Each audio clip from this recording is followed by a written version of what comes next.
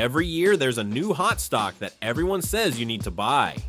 Sometimes it's a flashy startup, sometimes it's an old company suddenly back in the headlines. The story is always the same.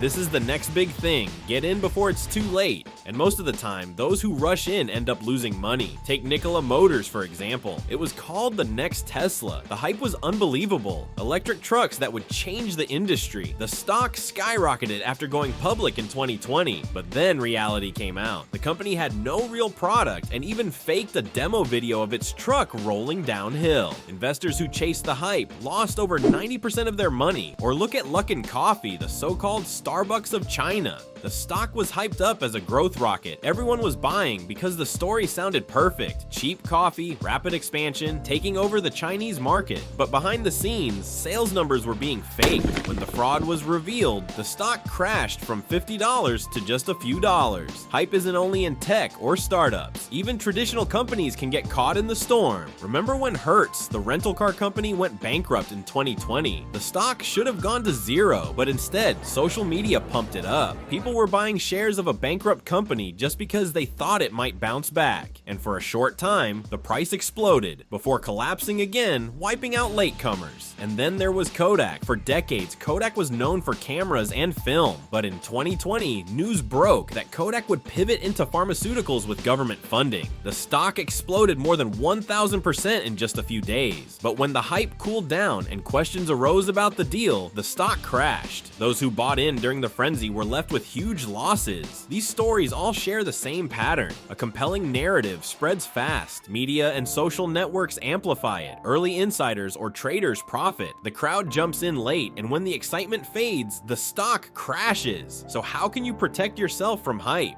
First, always check the fundamentals. Does the company actually have revenue, real products, profits? Second, look at the source of the tip. If the only reason you're buying is because you saw it trending online or heard it from a friend, that's a red flag. And finally, remember this. If everyone around you is talking about the same stock, you're probably already late. Hype makes investing feel exciting. It makes you feel like you're part of something big. But the reality is simple. Hype fades. Fundamentals last. Don't let hot tips decide your future. Stick to research, discipline, and a long-term plan. Thanks for watching, and I'll see you in the next video.